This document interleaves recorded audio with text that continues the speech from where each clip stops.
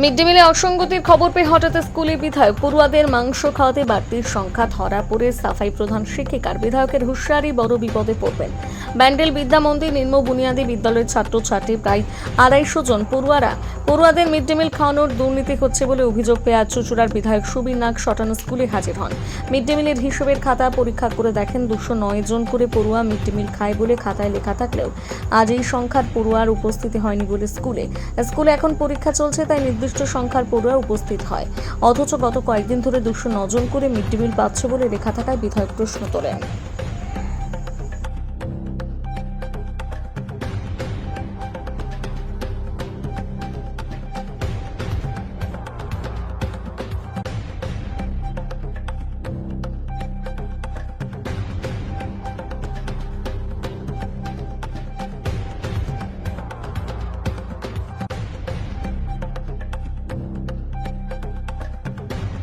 বিষয় নিয়ে আপনাদের কাছে অভিযোগ ছিল, কি দেখলেন?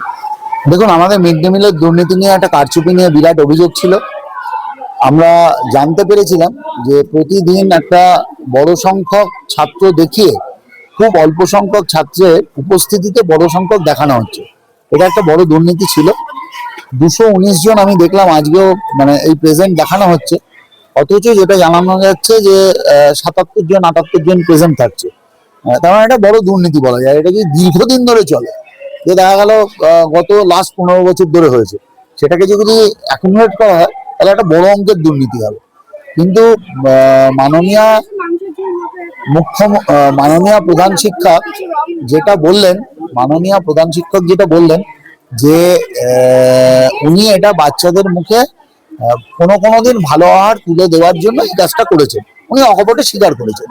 তা আমি তাকে একটা প্রস্তাব দিলাম যে দেখুন, আপনি হয়তো ঠিক বলছেন, কিন্তু আপনি যে কথাটা বলছেন সে কথাটা কিন্তু পরবর্তীকালে যদি দেখা হয় সেক্ষেত্রে কিন্তু এই বড় দুর্নীতির দায়টা আপনাকে নিতে হবে।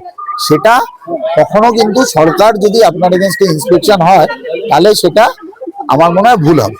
অতএব সেটা যদি হয়ে থাকে অবশ্যই আমি ওনাদেরকে আবেদন করেছি, যদি মনে হয় যে এই পয়সায় খাওয়ানো যাচ্ছে না, কোথাও অসুবিধা হচ্ছে, আপনারা ডিরেক্টলি সেটা গভর্নমেন্টের কাছে কমপ্লেন করুন। দয়া করে এইরকম ছোট ছোট ভুলে নিজেদেরকে জড়িয়ে পরে বড় বিপদে পড়বেন না। ছেলে কোন ক্লাস পড়ে? আমার ছেলে থ্রিতে পড়ে। থ্রিতে পড়ে। অ্যাকচুয়ালি মিড ডে মিলে কি দেওয়া হয়? মিড ডে মিলে দেখুন, আমরা তো দেখি না, বাচ্চারা যেটা বলে, কোনোদিন সয়াবিনের তরকারি, কোনোদিন আলু হাতে ডাল, ঠিক আছে, কোনোদিন মাংস হপ্তায়, ঠিক আছে, কোনো ডিম সেদ্ধ, হ্যাঁ, এইসব দেয়। কিন্তু এখন ডুবে গেছে বলে দিচ্ছে না, আগে কিন্তু দিত। হ্যাঁ, আমরা জিজ্ঞেস করতাম, অনেক সময় আমি বাচ্চাকে বলতাম যে খেতে হবে না, চলে আসবে, কিন্তু না খেলেও তো 3:30 পর্যন্ত একটা বাচ্চা থাকতে পারে না, 3:30 সময় ছুটি এখানে। সেই হিসেবে আমি বলি ঠিক আছে, অল্প করে খাবি, বাড়িতে এসে খাবি। কি নাম আপনার? আমার নাম বিশ্বজিৎ দাস। চলছে তো, অনেক কষ্ট করেই চালাতে হচ্ছে। আমাদের বিধায়কের সাথেও কথা হয়েছে ফোনে, তারপরে এখানকার যিনি চার্জে আছেন তার সাথেও 3টি স্কুল মিলেই বসা হয়েছে।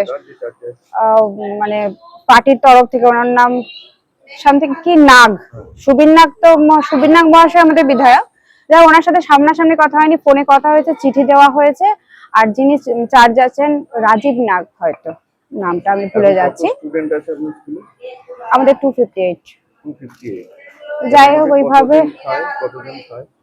এই বাধ্যবাধকতার মধ্যে যেহেতু এক্সাম চলছে, 219 একদম মানে একটা পাশে, পরীক্ষার সময় তো একদম ফুল আসে। এবার হ্যাঁ, ওরকম মোটামুটি হয়।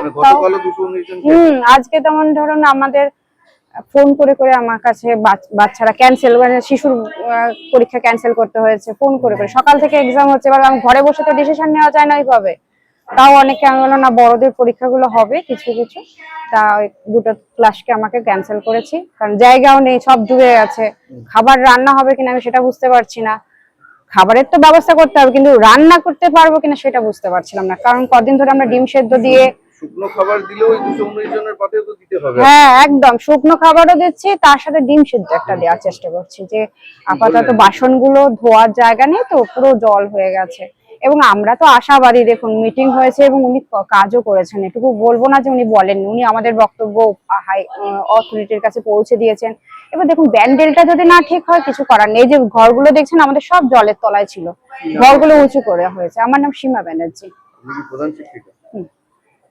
ডিমও ফিরেছে পাতে, কি একদম। বলবেন? কিভাবে চলছে mid day meal? Mid day meal তো আমরা অতি কষ্ট করেই চালাচ্ছি। মানে আমাদের প্রধান সমস্যা হচ্ছে যে জল। এই জলের মধ্যে আপনি দেখতেই পেলেন যে আমাদের যেখানে রান্না হয় কিচেনটা, ডাইনিংটা, জায়গাটা পুরোটাই জলে ডুবে রয়েছে। ওখানে রান্না করা যাচ্ছে না বা বাচ্চারা ওখানে গিয়ে খেতে পারছে না।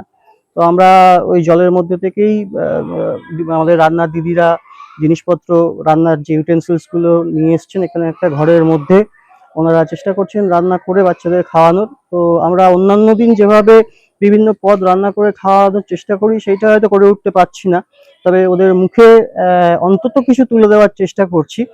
এবং যতটা হেলথ অ্যান্ড হাইজিন মেনটেন করা যায় এর মধ্যে সেটা চেষ্টা করছি। কত স্টুডেন্ট? আমাদের স্কুলে এখন আপাতত প্রায় 235 থেকে 45-এর মধ্যে স্টুডেন্ট আছে। আর গতকাল কত মিড ডে মিল? গতকাল প্রায় 245 জন মতো খেয়েছে। আর আজকেও প্রায় এরকমই বাচ্চা খাচ্ছে, কারণ এখন পরীক্ষা চলছে।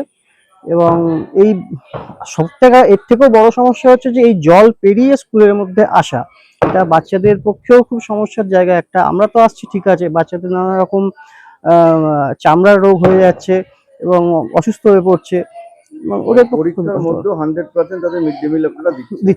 দিচ্ছি কিছু করার নেই। এটুকু আমাদের ওদের মুখের দিকে তাকিয়ে করতেই হবে। কেউ না খেয়ে আসে, কেউ মিড ডে মিলটার ভরসাতেই আসে। এবং অনেক বাচ্চা আছে যাদের হয়তো বাড়িতে বাবা মা সকালবেলা কাজে বেরিয়ে যায়, রান্না হয় না, ওরা এখানেই তাদের খাবারটা খায়। তো কোন আমরা ক্লাস থেকে চেষ্টা কোন করছি। ক্লাস পর্যন্ত আছে? আমাদের এখানে প্রি প্রাইমারি থেকে ক্লাস 5 পর্যন্ত রয়েছে। আপনার কি নাম? আমার নাম শুভ্রকান্তি ঘোষ, আমি সিনিয়র টিচার স্কুলের। মিড ডে মিলটা কি?